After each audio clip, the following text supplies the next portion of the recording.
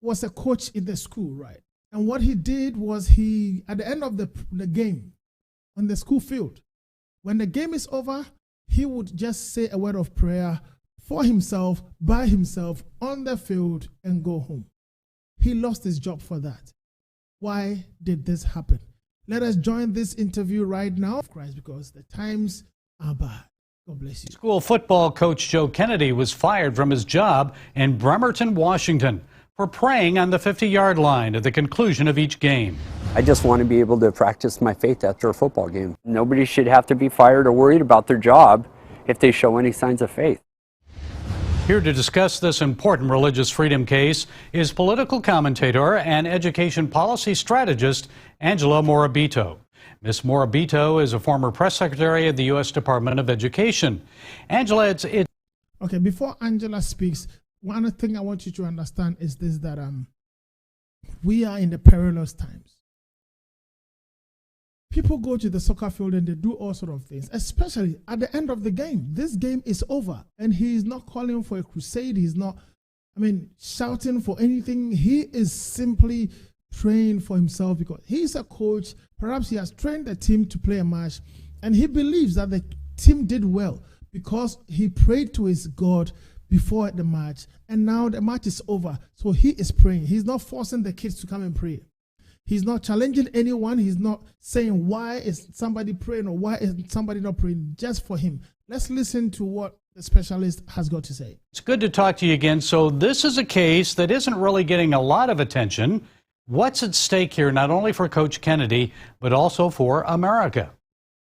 Well, it's great to see you, Gary, and this could and should be a watershed moment for religious freedom in American schools.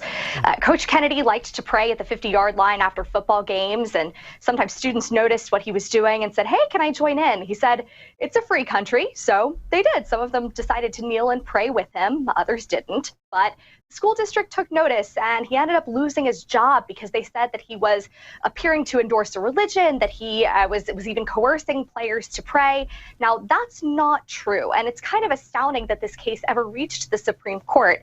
But the Defense of Freedom Institute has filed an amicus brief saying that this coach was well within his First Amendment rights to pray, and we're very optimistic that the court will see this cut and dry case for what it is and rule in Coach Kennedy's favor. The argument against Coach Kennedy, of course, is that his public expression of faith when he prayed alone at the 50-yard line after the games actually pressured members of the football team to join him. Now, Justice Elena Kagan expressed concern the players could feel coerced into participating.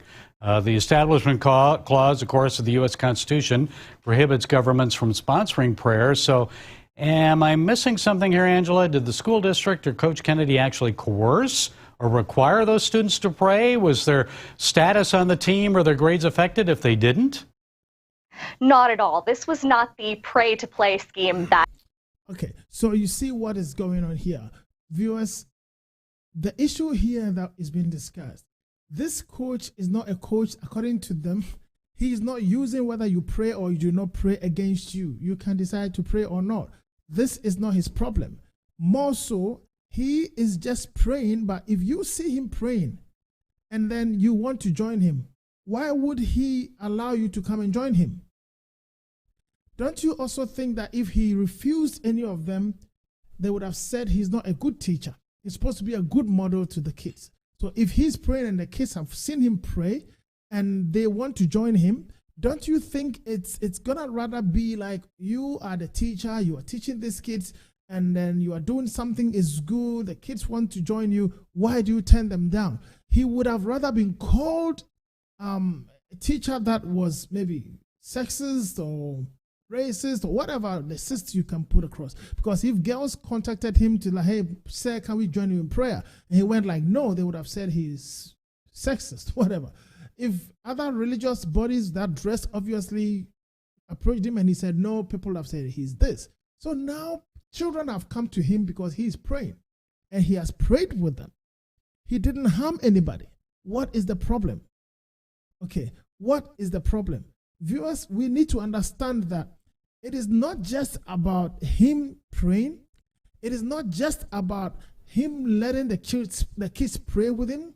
It is just because it is Christianity. Okay, Because I know people that dress to school, and the way they dress tells who they are. Is that a sin? Is that against the law? No.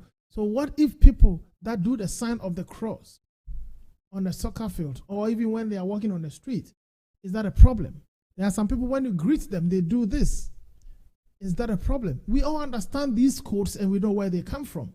So if somebody is not shouting even in a prayer and is just quietly on the field and saying a prayer to himself, I personally don't see anything wrong with that. But this has caused him to lose his job. You know what that means? He's lost a job. Trust me, he's lost a job, and this is a massive problem.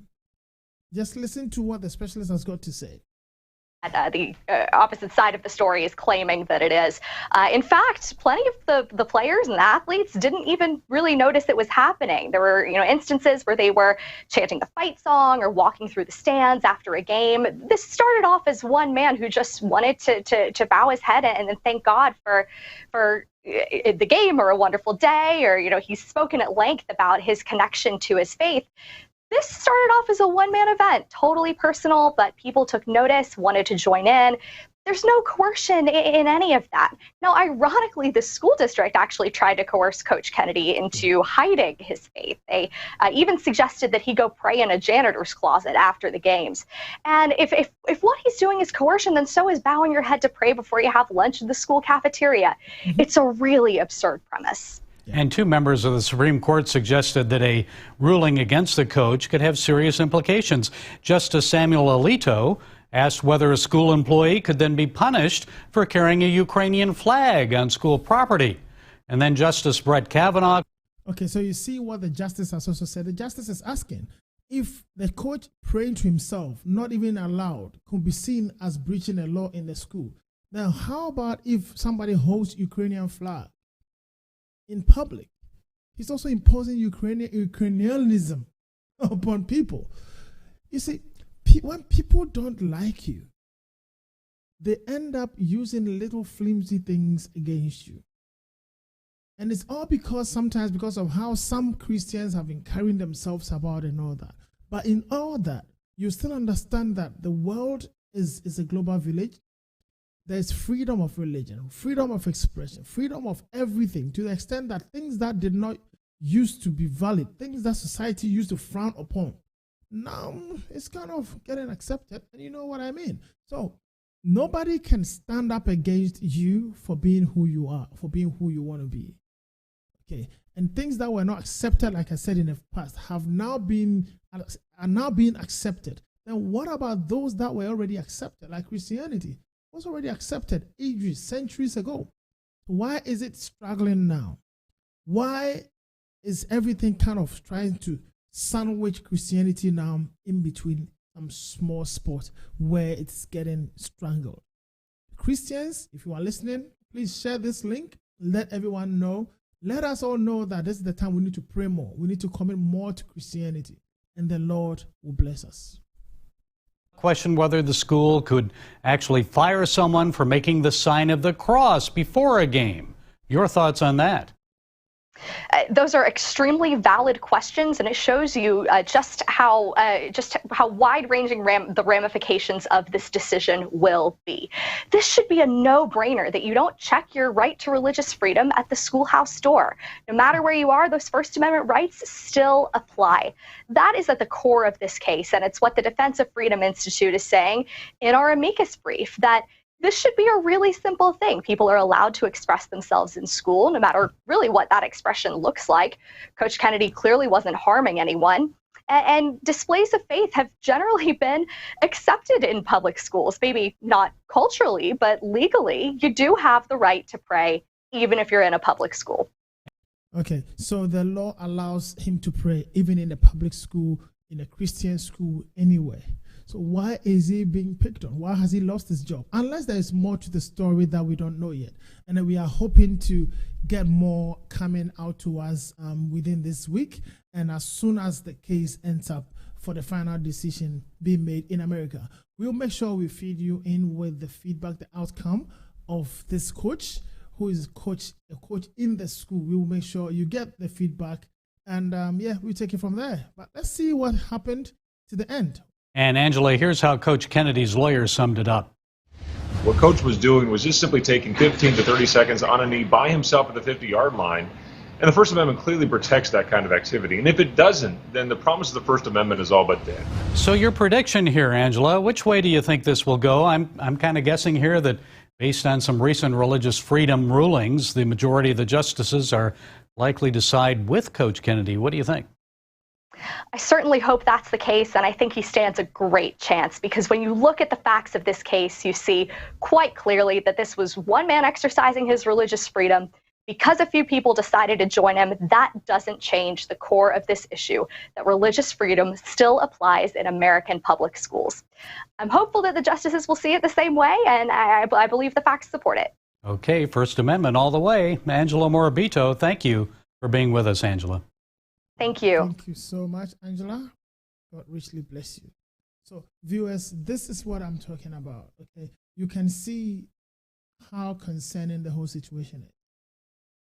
He's a coach in the school, and at the end of the game, he will go and pray.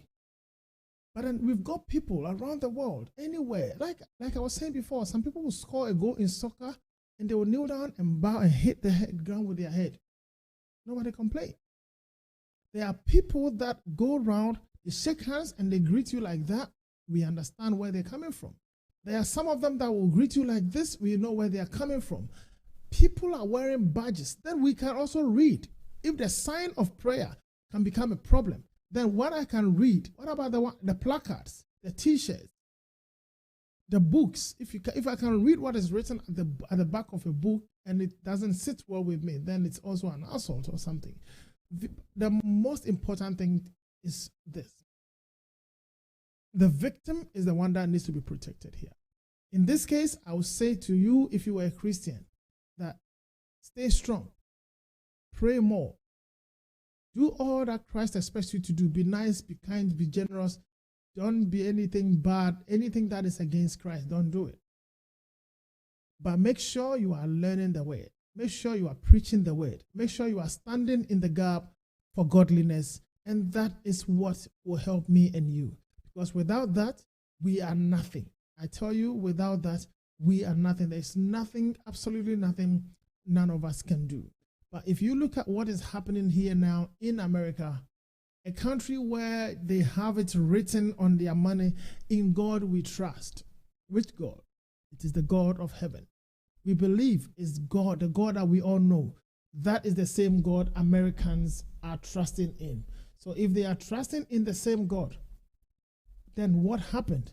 Why is it that right away Americans are beginning to forget that they said in God they trust? And the same God you trust in is the same God that someone is praying to, and not making noise, not disturbing public space, public peace, not using public space for anything that is a problem.